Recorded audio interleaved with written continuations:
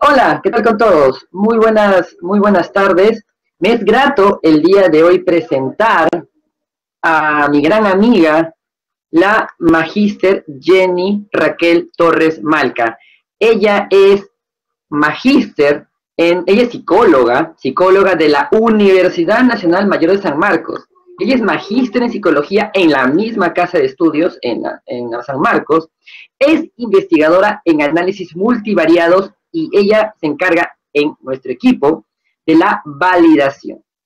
Actualmente estamos haciendo varias investigaciones de validación de instrumentos, cuestionarios con el equipo del INICIP. Ella es especialista en estadística aplicada, lo cual lo he llevado en el INEI, y trabaja actualmente en la ONG, en el Centro de Estudios Sociales y Publicaciones, siendo ella la responsable del proyecto. El día de hoy, ella les va a hablar respecto a algo bastante importante, que es la validación de instrumentos, cómo utilizarlos y la manera de cómo llevarlos a cabo. Un fuerte abrazo, Jenny, y el escenario es todo tuyo. Buenas tardes, buenas noches, John, Víctor, gracias por la presentación. Buenas noches con todos, con todas, un gusto poder acompañarlos el día de hoy. Y bueno, como les ha comentado, hoy tenemos un tema referido a la validación de instrumentos y por tanto se va a abordar todo el concepto referido a la medición en las ciencias de la salud. Ok, entonces empezamos. Hay que tener en cuenta que hace algunos años se dijo, como la observación nos da muy pocos datos utilizables y la conversación o entrevista no basta para descubrir las habilidades de los solicitantes, es necesario recurrir a los test. Ello lo precisó el psicólogo Rodrigo Lavín. A partir de ello nos señalaba pues la importancia de poder contar con instrumentos de evaluación y sobre todo de desarrollar un adecuado análisis del mismo. Partimos entonces por algunos conceptos básicos. Primero, el concepto de prueba. ¿Qué es una prueba? Muchos de ustedes dicen, busca tu prueba, busca tu instrumento, pero ¿qué es una prueba? Pues una prueba viene a ser aquel dispositivo o aquel procedimiento con el cual se obtiene y posteriormente se evalúa y califica una característica de un individuo específico a través de un proceso estandarizado. Y aquí surge un nuevo concepto, el de estandarización. Además, otro concepto muy importante a tener en cuenta es el concepto de la evaluación. Y nos hace referencia a aquel proceso que integra la información de la prueba con información de otras fuentes. ¿Cuáles vendrían a ser estas otras fuentes? Otras pruebas, antecedentes sociales, antecedentes de salud, antecedentes laborales, etc. Ojo, aquí he señalado o estoy presentando el término prueba.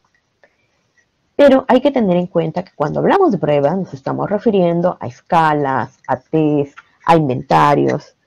Y tenemos, pues aquí la referencia para que ustedes cuando gustan puedan revisarla, que es de escalas, inventarios y cuestionarios. ¿Son lo mismo?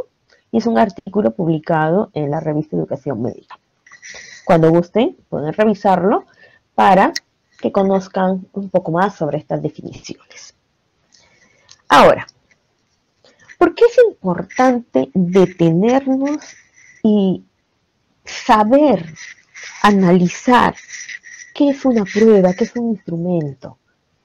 Porque tengamos en cuenta que en el proceso de prueba, en el proceso de elaboración de un instrumento, en el proceso de desarrollo de un instrumento, coinciden múltiples personas, múltiples agentes.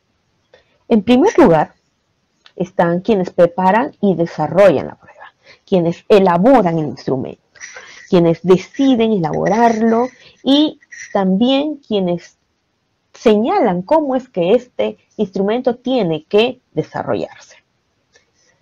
Luego tenemos a quienes publican y comercializan la prueba.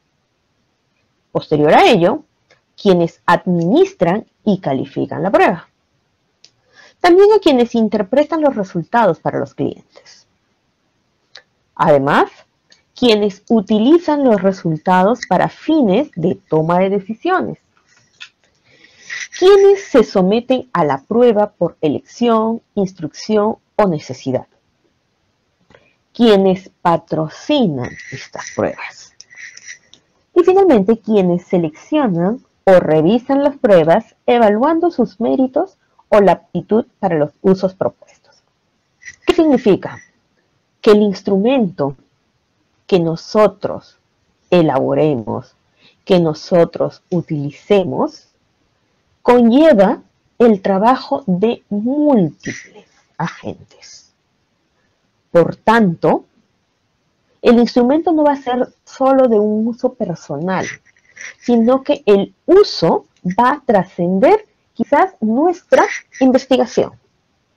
Por tanto, es que tenemos que saber elegirlo.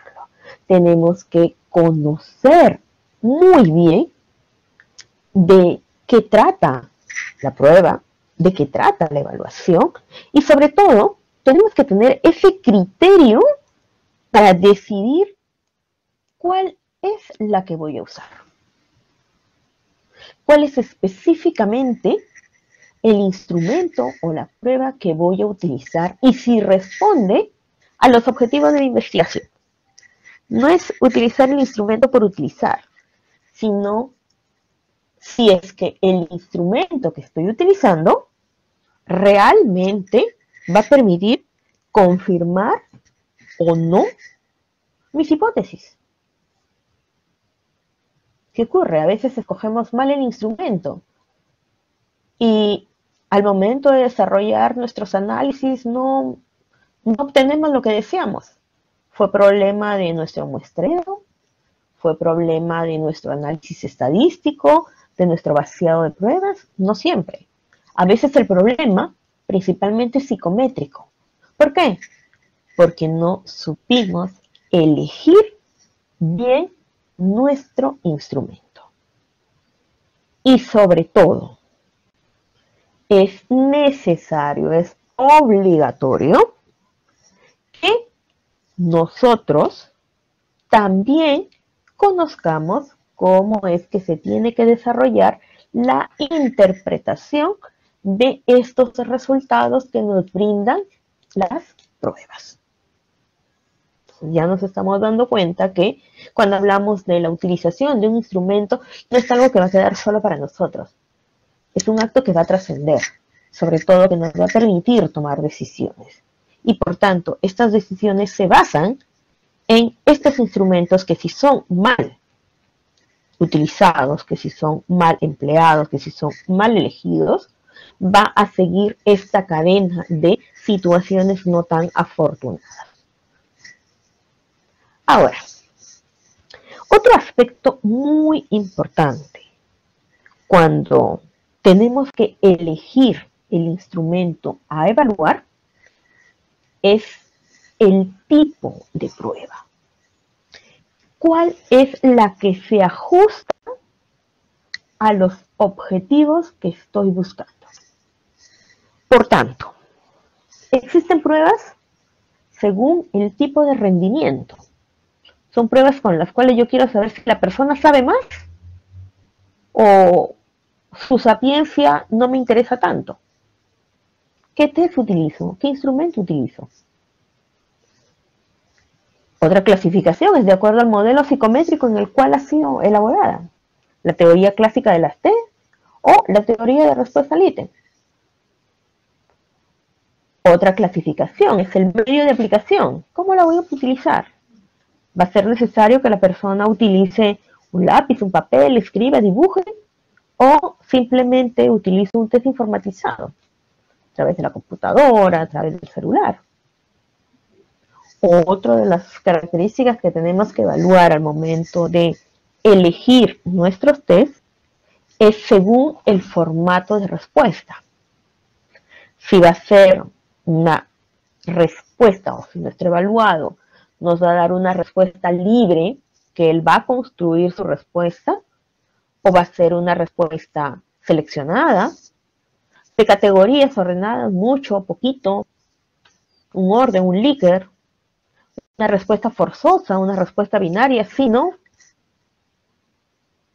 También existen pruebas que se clasifican de acuerdo al modo de interpretar las puntuaciones. Si se encuentran referidas a la norma o al criterio.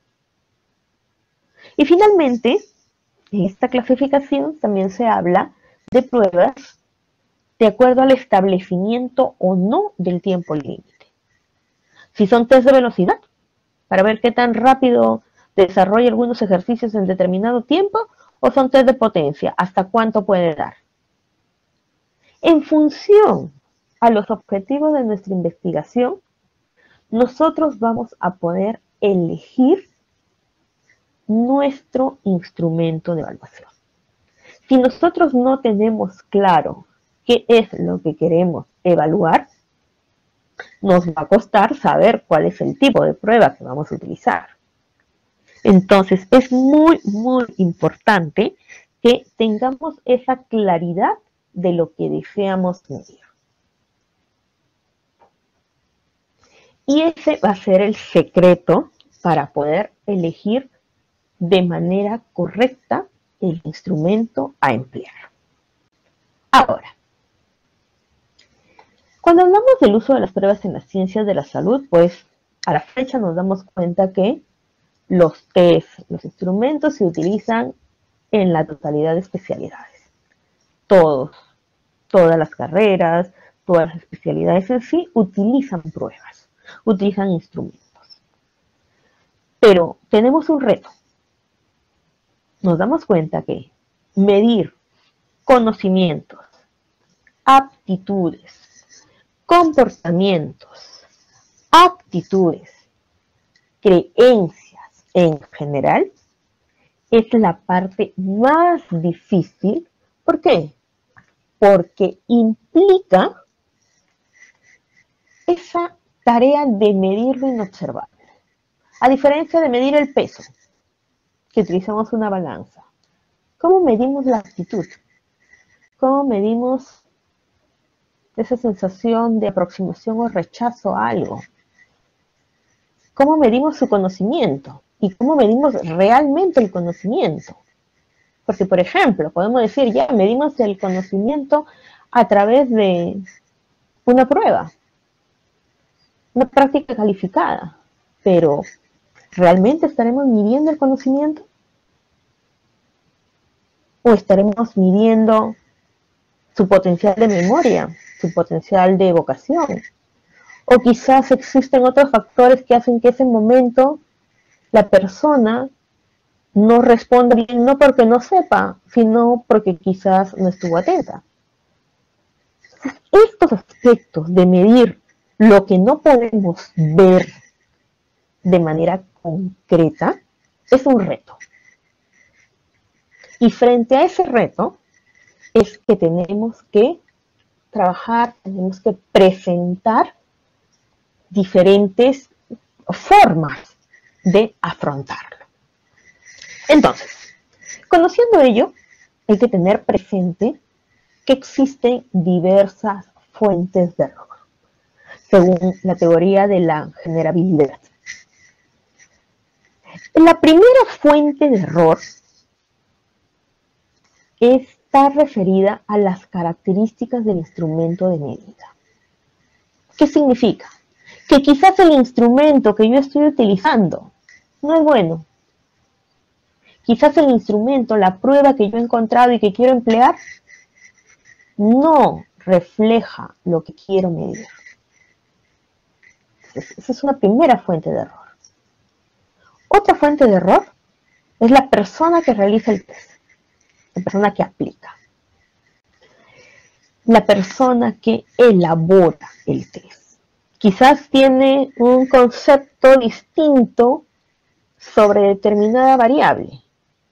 Para mí es, no sé, angustia, Para él no es angustia, para él es ansiedad. Entonces, si tengo conceptos distintos, ¿estaré midiendo lo mismo? Así le pongo el mismo título o no. Entonces, esa es otra fuente de error. Otra tiene que ver con los aplicadores.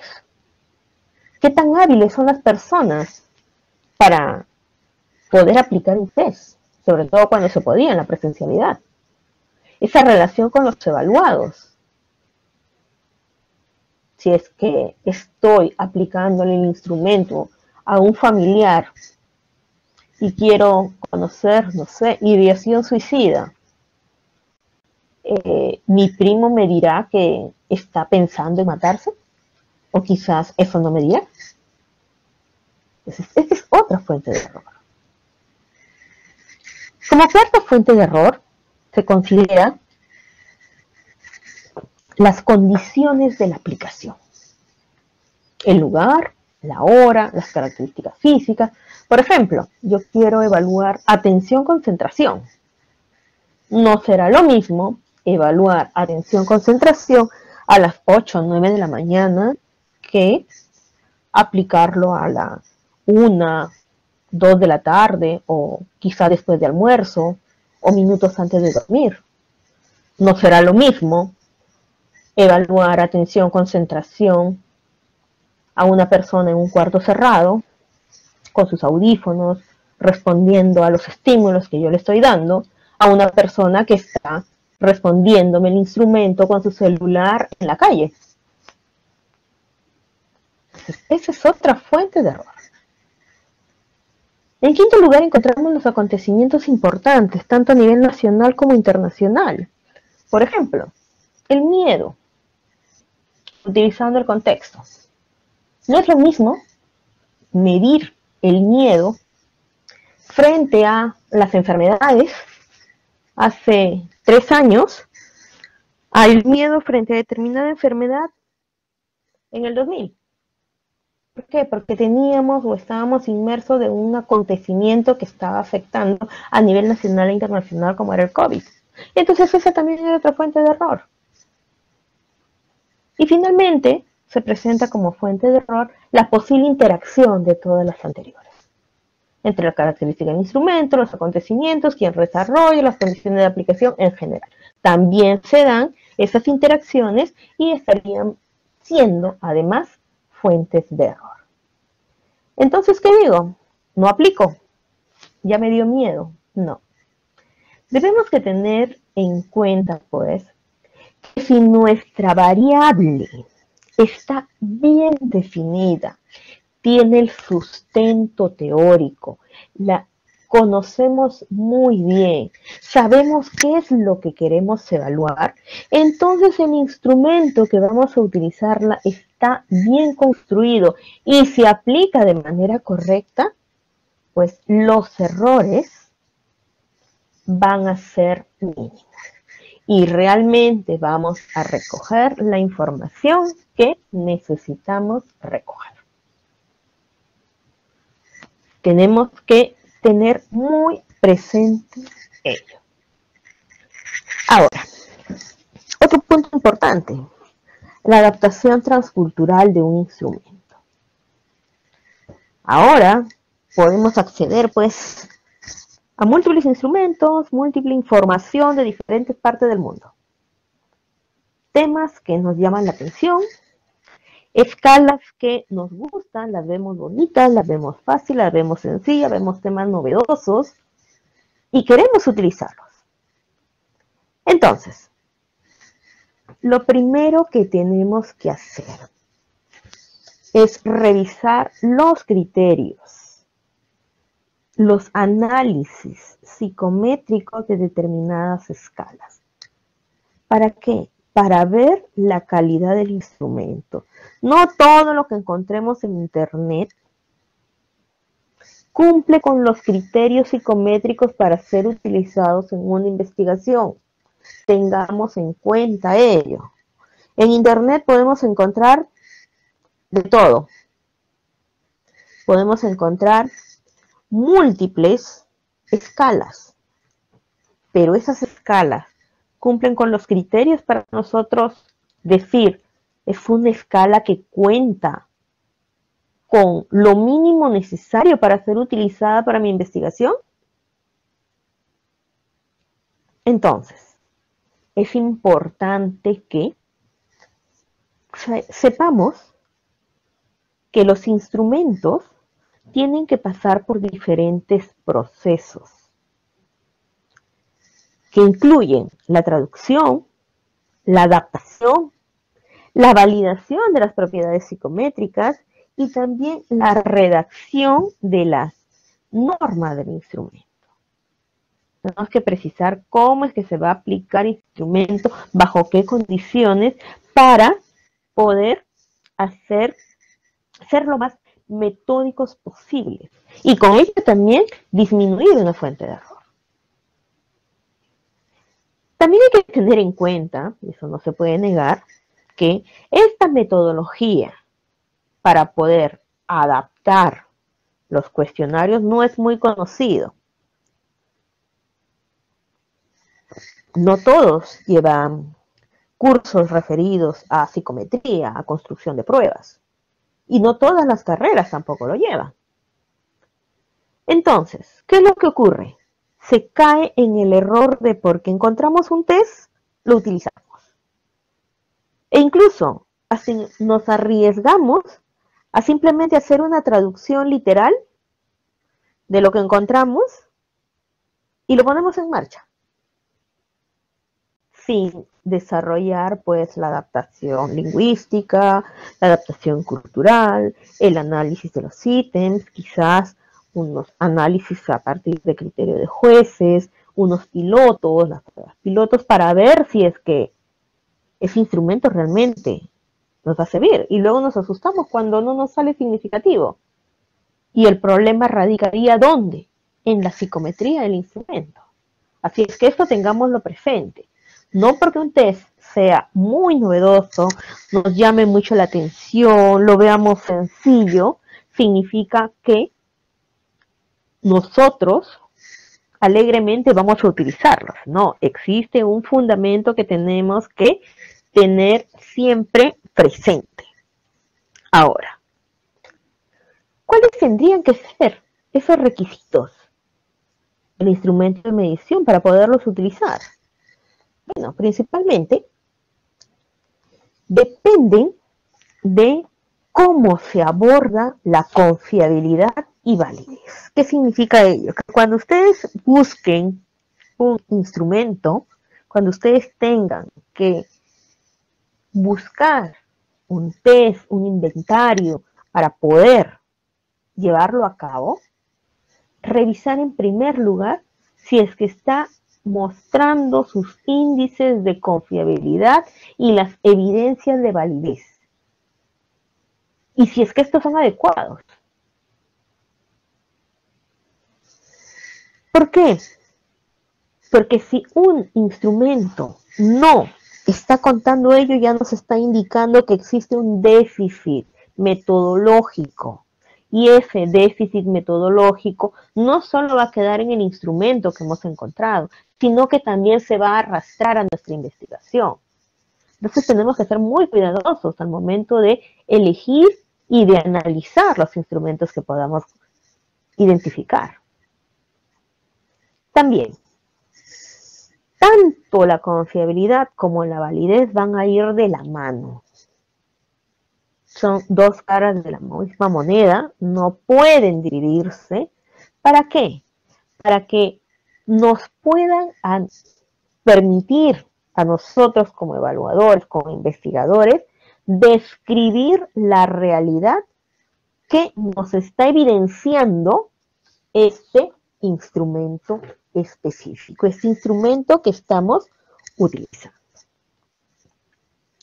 Entonces, en base a ello, revisamos en primer lugar el coeficiente, el denominado coeficiente de confiabilidad. Pero ojo, y aquí vamos a revisar también, se habla del concepto de fiabilidad o también llamado de confiabilidad. ¿Y qué es lo que significa la fiabilidad o la confiabilidad, como también lo encontrarán? Es ese grado de precisión de las mediciones realizadas. ¿Qué tan precisos, qué tan exactos somos al momento de evaluar? ¿Estamos evaluando de manera correcta, precisa, como tiene que ser o no? Entonces, primero, para saber que estamos midiendo bien, que nuestra medida es lo más correcta posible, tenemos que estar libres de los errores de medida. Ya hemos analizado cuáles son los errores de medida. Y tener en cuenta también que la confiabilidad o la fiabilidad tiene que ver con la estabilidad de las mediciones. Cuando no existen causas, ni teóricas ni empíricas, para pensar, para suponer que lo que estoy midiendo, que nuestra variable, ha sido modificada directamente en las personas. Ustedes cuando utilizan una balanza, hoy día se pesan, mañana se pesan, tendría que dar una medida muy exacta, muy parecida de lo que se espera para decir que está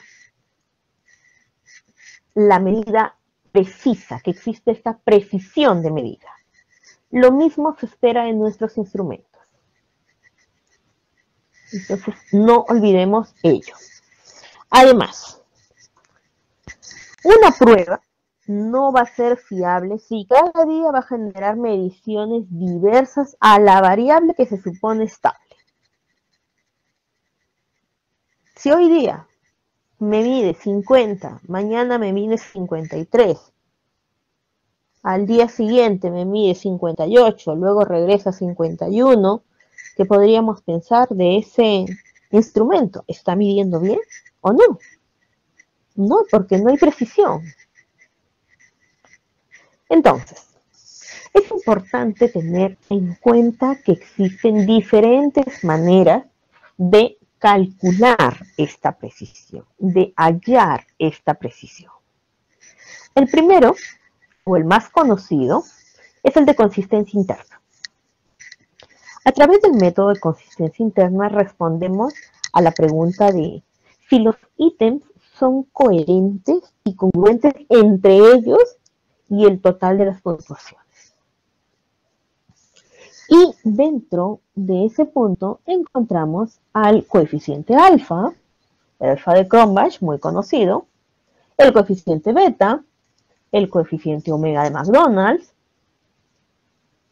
Además, podemos utilizar el test retest, que nos vendría o nos ayudaría a responder si es que los puntajes obtenidos son estables a través del tiempo.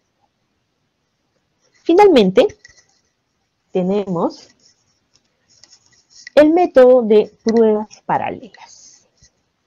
Si las mediciones iguales similares son iguales o similares, si es que aplicamos varias versiones muy similares del test. Es un reto y existen diferentes maneras de utilizar este método de medición de la confiabilidad. ¿Por qué? Porque imagínense crear dos instrumentos que midan lo mismo. Es un poco complejo. Entonces existen diferentes técnicas, como por ejemplo dividir nuestro instrumento de evaluación en dos mitades, que también requiere cierto manejo, porque no es simplemente una escala de 10, los 5 primeros ítems y los 5 segundos ítems, no. Requiere también un manejo adecuado para poder construir estos dos subtests y poder desarrollar el análisis de confiabilidad a través del método de las pruebas paralelas o de las mitades. ¿Ok? Y hay que tener presente que la fiabilidad del instrumento no va unida a la estabilidad de la variable medida a lo largo del tiempo. Además, que la interpretación del coeficiente de confiabilidad es la variabilidad de la muestra en la cual se calculó. Por tanto, el test o un test no tiene un coeficiente de confiabilidad fijo.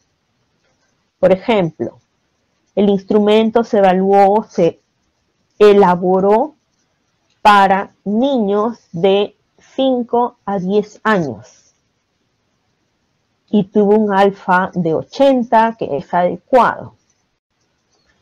Pero ese mismo instrumento yo lo empiezo a aplicar a niños de la misma edad, pero de otra localidad. Mi primer grupo fueron chicos de colegios particulares. Y ahora voy a utilizar ese mismo instrumento en niños que se encuentran en un poblado alejado de algún departamento. El coeficiente no va a ser el mismo, pese a que son o que los niños compartirían la edad, compartirían estas características de la edad. Entonces, no olvidemos que tiene que ver mucho la muestra en la cual se ha calculado. Y eso nos lleva también a precisar que un test no siempre nos va a resultar igualmente preciso para todas las personas. El error típico de medida va a depender de la puntuación o del tipo de personas, del nivel de personas que fueron evaluados por el instrumento. Así es que no cometamos ese error de creer que porque un instrumento ha sido validado con determinadas personas con tales características, significa que ya está validado para todos. No. Tenemos que hacer un análisis muy minucioso para ver si realmente tienen las mismas características o no. Si no la tienen, bueno, no nos quedará otra que proceder a desarrollar un nuevo análisis de confiabilidad en una muestra con características muy particulares y por tanto reportarlo. Ahora, otro concepto que también nos llama la atención es el referido a la validez. ¿Y qué significa la validez? A la fecha se señala que la validez es ese grado en que la evidencia y la teoría respaldan las interpretaciones de los puntajes de la prueba. ¿Qué significa ello? La validez es la parte fundamental para desarrollar y evaluar nuestras pruebas. ¿Por qué? Porque significa acumular, reunir evidencias que nos den esta base científica sólida para poder interpretar nuestros puntajes. Nos va a permitir encontrar, reunir datos y argumentos para saber cuáles de nuestras inferencias se encuentran fundadas y válidas. Entonces, nuevamente, la confiabilidad y la validez van de la mano. No podemos dejar de lado una de la otra.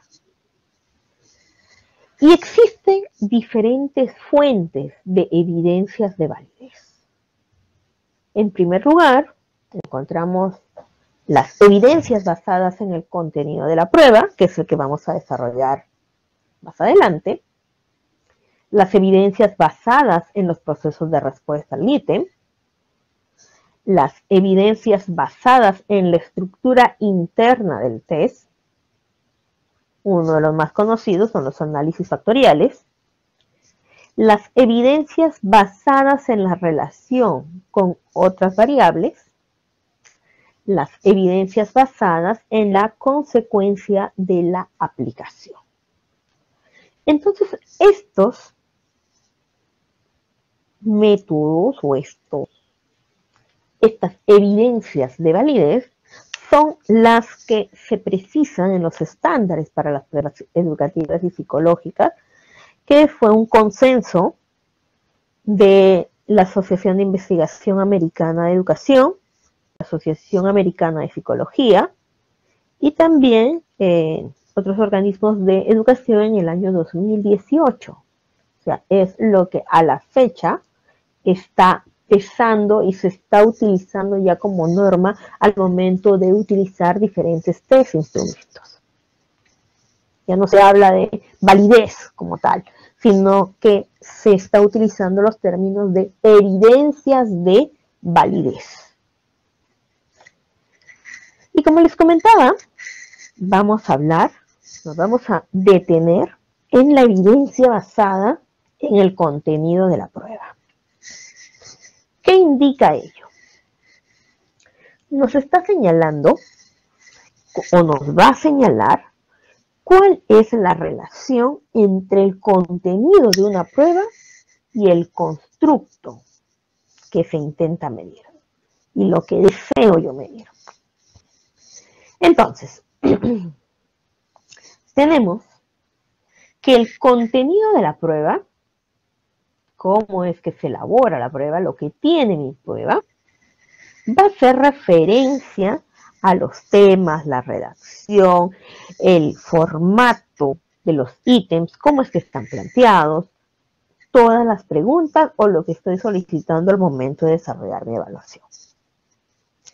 Y la evidencia basada en el contenido también va a provenir del juicio de expertos, de cómo los expertos van a analizar nuestras pruebas, nuestra prueba y el constructo medido. Los ítems que yo estoy incluyendo en el instrumento o los ítems con los cuales estoy midiendo el constructo y la definición del constructo en sí. Por tanto, la tarea de los jueces es evaluar. ¿Y cómo va a evaluar? A través de una escala tipo Likert. Si es que el contenido de cada ítem realmente está reflejando los objetivos especificados. Entonces, sobre criterio de jueces existen diferentes formatos. Algunos nos precisan los criterios de claridad, si es que la pregunta se comprende, si está bien adecuada la persona que vamos a encuestar, si es clara, si no es ambigua. La coherencia, si es que el ítem tiene relación lógica con la dimensión o el indicador que está midiendo. La relevancia, si es que el ítem es esencial o importante, si es que tiene que ser incluido o no, o si es que lo retiramos, si ustedes consideran que hay que retirarlo. Y además, en este formato que se presenta, también se solicita que señalen, que fundamenten por qué razón no estarían de acuerdo con alguno de los ítems. Por ejemplo, este cuadro se presenta para cada uno de los ítems de manera independiente. Ahora tenemos otro en el que ya no se miden tres, sino acá estamos midiendo 4 dimensiones. La dimensión de la suficiencia, la claridad, la coherencia y la relevancia. ¿A qué nos referimos con suficiencia? Si es que los ítems que consideramos para determinada dimensión son suficientes o no. Si es que quizás hace falta un ítem más que no estemos considerando. Entonces el juez, los jueces, los expertos nos van a poder señalar si es que cumple con todos los criterios o no. Muy bien, ya lo hice. Apliqué mi escala de criterio de jueces, envié mi ficha para que todos los jueces respondan y ya lo hicieron, ya lo tengo acá, ya lo vacié. Juez 1, con sus resultados a cada uno de los ítems, el juez 2, 3, 4 y 5. 5 jueces, 3 áreas a evaluar, nuestra escala Likert del 1 al 6 y 15 ítems. Ahora, ¿qué sigue? ¿Qué hago con esta información? Ojo, no olvidemos que estamos revisando las evidencias de validez de contenido. ¿Cómo es que está elaborado nuestro instrumento? Entonces, existen diferentes métodos para poder analizar estas respuestas. Tenemos desde FACE, con su método de capa de FACE, en el 75 LASWE, con el índice de validez de contenido, en el 80 Hamilton, con el índice de congruencia, en el 86 Aiken presentó su método del BD Aiken, en el 92 Ciresi y Heinzen utilizaron el método de escalamiento multidimensional y análisis de clúster, y en el 2002 Hernández y Nieto presentó el coeficiente de validez de contenido. Son algunos de varios que existen, no son los únicos, pero es importante que conozcamos que existen estos y muchos más. Entonces, ahora vamos a desarrollar el BD Aiken. Es uno de los métodos que nos permiten alcanzar u obtener evidencias de validación de contenido. Entonces, el BD Aiken es el índice de acuerdo definido por la proporción que se da, que existe, entre los juicios que coinciden de los jueces con la definición propuesta por el autor. Es decir, conmigo. Yo estoy mandando la prueba, yo he creado mi prueba, quiero ver si ellos están de acuerdo conmigo. Si es otra persona la que ha creado la prueba y estoy mandándola a hacer una evaluación por criterio de jueces, es que quiero ver si estas otras personas que son expertas están de acuerdo con el creador del instrumento. Por tanto, tenemos la fórmula que tiene que ver con la sumatoria de los acuerdos, el N, el número de jueces, y el C, que es el número de valores de la escala de valoración. ¿Qué es eso? Las opciones de nuestro Likert. Si estamos presentando una escala Likert de 6, el C se convierte en 6. Si nuestra escala Likert es de 4, el C se convierte en 4. Y así de sencillo. Entonces, cuando desarrollamos este cálculo, encontramos que este coeficiente fluctúa entre 0 y 1. Pero mientras más se acerque a 1, va a tener mayor validez de contenido. Además, en un estudio que desarrolló Ezcurra en el 88 y que analizó el cálculo del BD Aiken junto con la prueba binomial, que es otro instrumento, y el coeficiente de variación, encontró determinados puntos importantes a tener en cuenta cuando interpretamos el BD Aiken. Primero, que si tenemos 5, 6 o 7 jueces, se necesita un completo acuerdo entre ellos para que nuestro ítem sea válido. Si uno dice que no está de acuerdo, ojo, estamos hablando de ítems dicotómicos, si no, entonces el ítem se tiene que eliminar.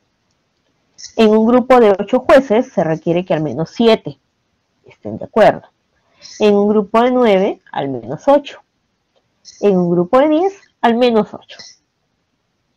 No existe un límite para el BD Aiken al momento de escoger los jueces, y en sí, no existe un límite para escoger la cantidad de jueces, pero sí se sugiere que sea número impar y no menor de 5. Eso tenemos que tener presente. Y aquí, como verán, ya se encuentra este gráfico, esta tabla, con no solo los resultados que nos han brindado cada uno de los jueces. El N, no olvidemos que era el número de jueces, el C, que era el número máximo de las opciones de Likert. En este caso, como les comentaba, teníamos un Likert de 6, el C es 6, ya la fórmula se encargará de restarle.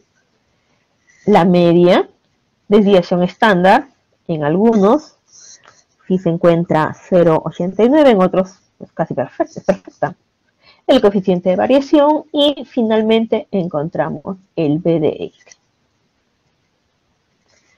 Tenemos valores de 1, salvo en este último ítem, cuyos valores están bajos. Y eso nos lleva a pensar si es que el ítem tiene que ser revisado o simplemente lo desechamos. Ahora, ustedes verán acá dos columnas extras. Y una hace referencia al intervalo de confianza inferior y el intervalo de confianza superior.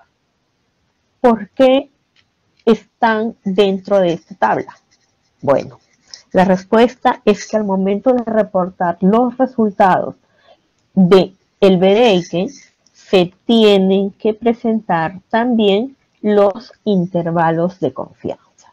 Es que desde ya acostumbrémonos a que cuando veamos una tabla de BDIC o cuando tengamos pensado desarrollar el análisis o el cálculo de la validez de contenido a través del BDIC o a través de cualquier otra escala, cualquier otro método, perdón, tengamos que reportar también los intervalos de confianza. Aquí, por ejemplo, teníamos otro instrumento y presentamos también su BDIC con su media, su desviación, su coeficiente de variación, el puntaje final del BDIC, el intervalo de confianza tanto superior como inferior. Es un cálculo sencillo, por eso es que se recomienda principalmente utilizar el BDIC. Como vieron, existen otros métodos. Este, que es el BDIC, es el más utilizado, al menos en nuestro medio, que hablamos de nuestro país, porque es, como verán, muy práctico. Nos permite tener la información sistematizada rápidamente y con una simple revisión y conociendo pues los valores, que el BDIC tiene que ser mayor de 70, ya nos permite poder ver con qué ítems nos estaríamos quedando y a cuáles necesitarían quizás algún ajuste o simplemente los retiramos. Por eso es muy bueno utilizar este método. Ahora, ya desarrollamos nuestro cálculo. ¿Cómo reportamos? Hay que tener en cuenta que los estándares de las pruebas educativas y psicológicas, el estándar 1.9, nos indica que si una validación se basa en las opiniones o decisiones de los jueces, observadores o calificadores expertos, tenemos que describir todos los procedimientos primero para seleccionarlos y también para obtener los juicios o calificaciones. ¿Quiénes son? ¿Cómo los hemos contactado? ¿Cuál ha sido el documento que se les ha alcanzado? ¿Cuáles son los criterios que estamos evaluando? ¿De qué manera se está recogiendo la información? Si es un Likert de 3, un Likert de 4, un Likert de 5, un Likert de 6, etc. También se deben presentar las calificaciones, las experiencias de los jueces para demostrar que realmente están calificados y son jueces expertos y que por tanto van a evaluar nuestro instrumento. Y también precisemos que estos procedimientos de desarrollar el análisis de nuestros ítems ha requerido o no alguna capacitación, algunas instrucciones, si es que los jueces llegaron a sus decisiones de manera independiente, y también se debe reportar el nivel de acuerdo alcanzado. ¿Cuánto es el valor del B? Ahora, aquí estoy mostrando una información que logré encontrar respecto a una revisión de los instrumentos de las tesis de las escuelas de posgrado. y fue en la Universidad Nacional de Educación, en los años 2012 a 2014. ¿Por qué? Hace un momento hemos revisado conceptos básicos de confiabilidad y validez. Y hemos señalado que son los pilares para poder seleccionar y utilizar nuestros instrumentos. Pues en esta investigación, en este análisis que desarrollaron, de un análisis de 144 tesis de posgrado, el 15.58 no presentaban la validación de sus instrumentos. No evidenciaron ningún dato sobre la validez de sus instrumentos. Entonces, desde ahí ya estamos partiendo mal. Ahora, entre los que sí reportaron, el 69%, casi el 70%, señaló que utilizó el modelo Cantuta. Y el 1.39% utilizó el BDIC. El 6.25% utilizó el análisis factorial, que hace referencia a otro tipo de análisis de validez que hemos presentado hace un momento, que habla de la estructura del test.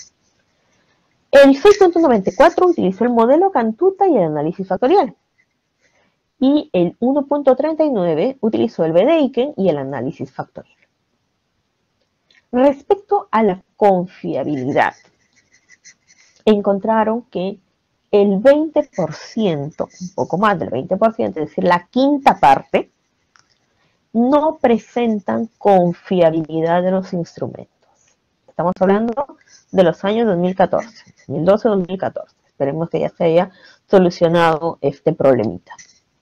Y entre el método utilizado principalmente fue el FAD de Cronbach, un 64.58%, un 7.64% utilizó el Q de Richardson y el 7.64% utilizó el método de las dos mitades.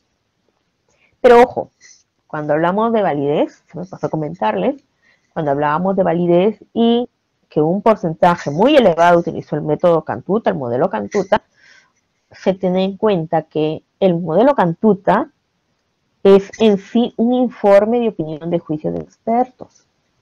No es un análisis para calcular la evidencia de validez certificado, reconocido por los libros, la bibliografía de la psicometría. No.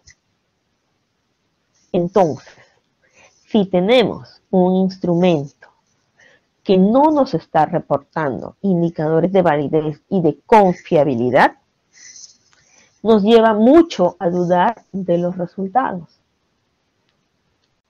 Lo que también nos lleva a pensar que es muy importante revisar la parte psicométrica de nuestro instrumento. Más adelante, cuando ya recogemos la información, cuando ya hemos aplicado a 100, 200, 300 y recién vemos si es que nuestro instrumento tenía validez y confiabilidad y nos damos cuenta que no, sería como un trabajo en vano, porque ahí quedaría el riesgo de que si lo sometemos a confiabilidad y a validez, quizás no sea válido, quizás no sea confiable. Entonces, todo el esfuerzo que ha significado recabar mi muestra, ¿dónde quedaría? Por tanto, lo que se sugiere es que desde el primer momento que ustedes tengan que elegir sus instrumentos, asegúrense validez y confiabilidad. Y una buena validez que implique el uso de los métodos clásicos.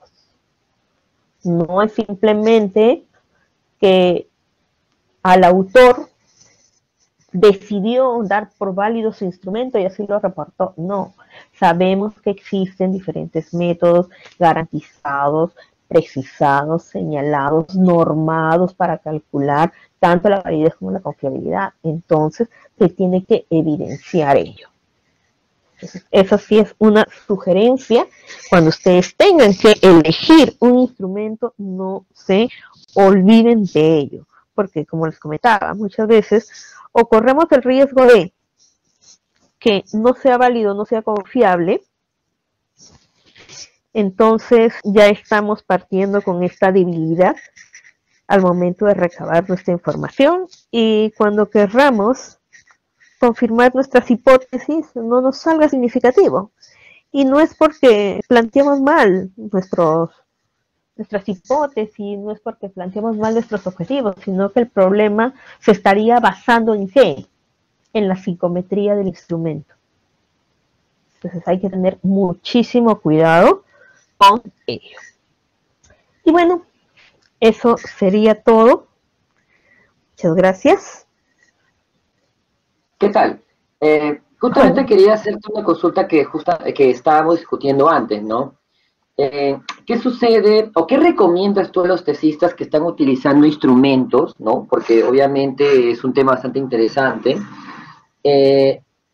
Respecto a utilizar instrumentos solo porque le encontraste, ya, y no está mal, por si acaso, no está mal, pero lo encuentras en una tesis. Y cuentas el instrumento X en una tesis. O encuentras el instrumento X en otra fuente de datos. Ahora, ¿está mal encontrarlo en una tesis? ¿Qué es lo que debería ver el estudiante? Porque a veces sucede en algunas tesis y no en todas, ¿no? Respecto a, ¿está validado, no está validado? ¿Qué opinas respecto a eso? Sí, muy buena pregunta. Bueno, hay que tener presente que en esta última diapositiva hemos visto que existen carencias, incluso en tesis de posgrado.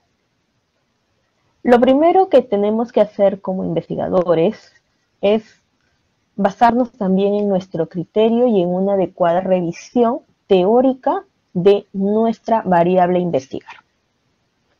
Si nosotros conocemos muy bien la variable a investigar, hemos analizado, hemos investigado y encontramos un instrumento en una tesis, entonces viene esta primera parte, la que denomino una validación de contenido a priori. Y veo los instrumentos, veo el ítem y realmente analizo si es que recoge o no lo que quiero medir. Si es que veo que la variable teóricamente es una variable muy compleja y que al momento de revisar el ítem, veo que es un ítem ambiguo, poco claro, que es un ítem que quizás no está evaluando lo que yo quiero evaluar o no está evaluando el contenido en sí, entonces simplemente lo dejo de lado y busco otro instrumento.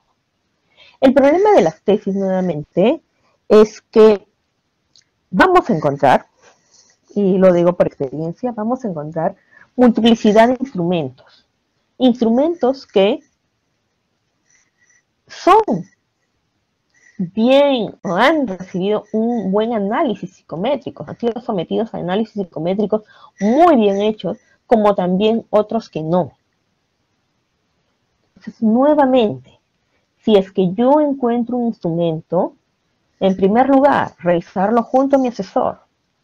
Si es que yo veo que no me termina de convencer, pedir la opinión de otra persona que quizás tenga más expertise, y ver, ¿realmente este instrumento me servirá o no? También vemos instrumentos en la web que abundan, incluso desde qué tipo de dona eres, y que no aplican para una investigación seria. Y es importante que, nuevamente, partamos del criterio y del análisis exhaustivo que hagamos de nuestra variable, de el concepto y la definición de nuestra variable. Y otra sugerencia, cuando busquemos instrumentos, vayamos a buenas fuentes, vayamos a buenos repositorios, a buenas bases de datos, para que al menos ahí tengamos ya la garantía de que el instrumento que estoy utilizando no es cualquier instrumento. No es un instrumento que a alguien se le ocurrió o que simplemente hicieron un análisis de validación, porque he visto unos instrumentos con análisis de validez con solamente 20 estudiantes, ni que fuera un piloto. Un piloto podemos pasar con 20 estudiantes, pero ya un análisis como tal y que certifique esos resultados como indicadores de validez y de confiabilidad, ya nos está indicando que hay carencias en ese tipo de investigaciones. Entonces, lo más recomendable es buscar de buena fuente. Segundo, conocer bien cuál es la variable que yo voy a investigar y contrastar con el instrumento que pude haber encontrado y principalmente pedir también la colaboración con nuestros asesores o con otra persona que también conozca sobre el tema y con ello ya terminamos de salir de la duda. Muchas gracias, doctora Jenny. El doctor Juan Carlos quiere hacer una pregunta muy puntual, doctor Juan Carlos. Doctora Jenny, muchísimas gracias por la presentación. La verdad, me ayuda muchísimo. Hay una consulta que yo le quería hacer, ¿no? Porque, bueno, ahorita como estamos en tiempos de virtualización, la mayoría de nuestros tesistas están trabajando con lo que viene a ser cuestionarios, ¿no? Que viene a ser lo siguiente, justo ahora que se ha discutido lo que viene a ser la validación de contenido. En la parte del protocolo nosotros tenemos una parte que habla acerca de instrumentos y recolección de datos. En esa parte de instrumentos y recolección de datos a los chicos les pedimos siempre que puedan detallar, digamos, las características de validez, detallar las características de la validez del instrumento y la confiabilidad. Mi consulta era, magíster, ¿qué cosas les podemos pedir a los chicos para que puedan detallar en relación a la validez de contenido en el instrumento que van a emplear? Que puedan detallar ahí en ese acápite. Listo, muy buena pregunta. Bueno, hay que tener presente que existen diferentes métodos para calcular la evidencia de validez de nuestros instrumentos. Podemos utilizar una o más de una.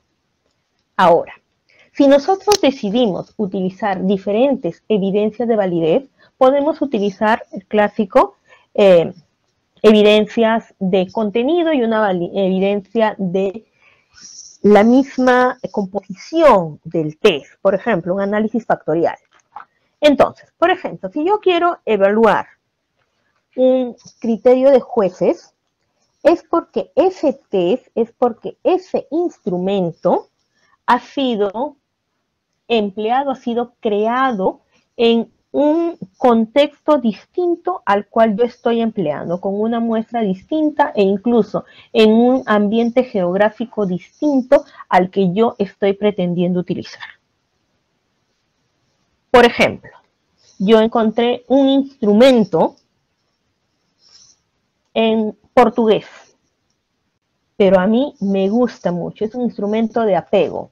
Y yo considero que ese instrumento de apego realmente me está presentando los 4 tipos de apego y no existe otro instrumento en español que yo pueda utilizar.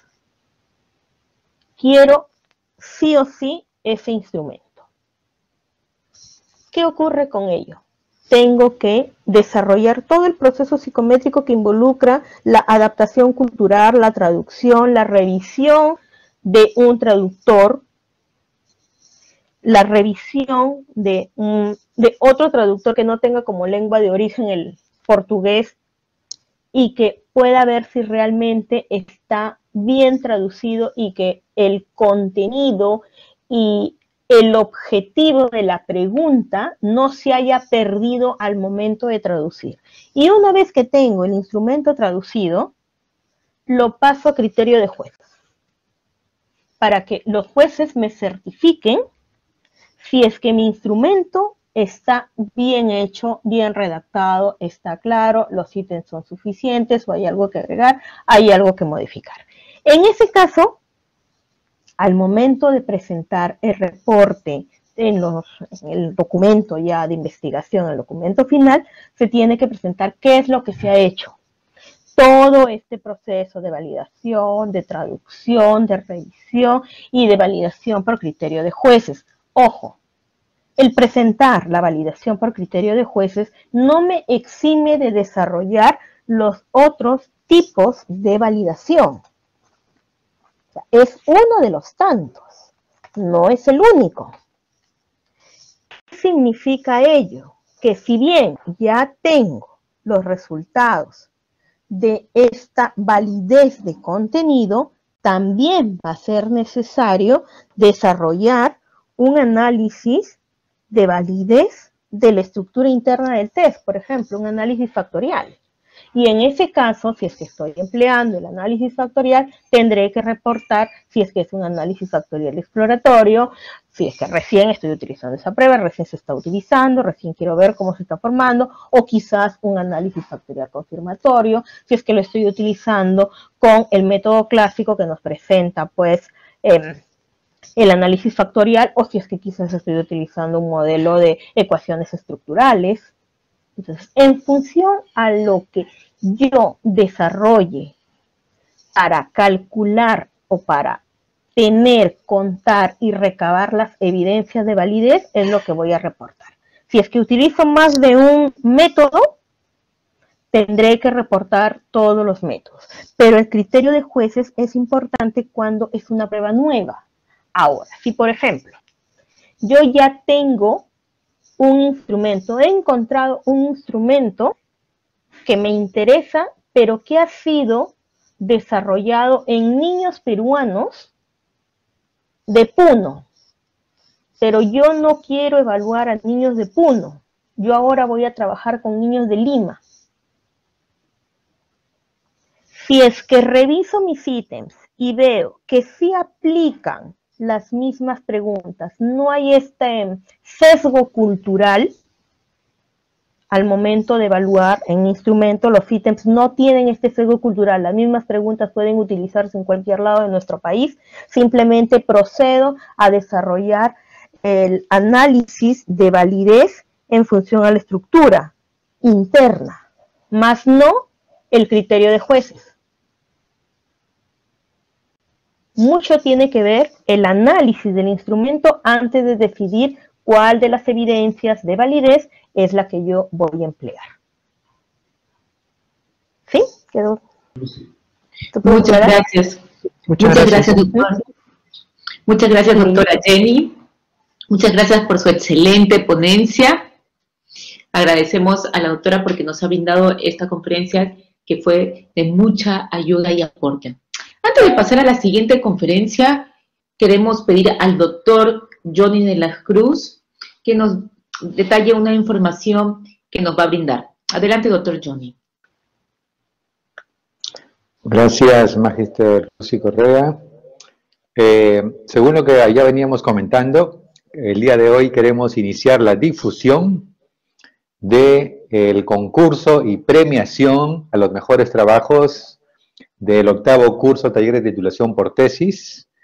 La fecha límite de recepción de los trabajos será el jueves 2 de diciembre. Jueves 2 de diciembre. Ya se cuentan con las bases del concurso, el comité externo que estará haciendo la evaluación de los mejores trabajos para que antes de fin de año completemos la entrega de los reconocimientos, diplomas y la premiación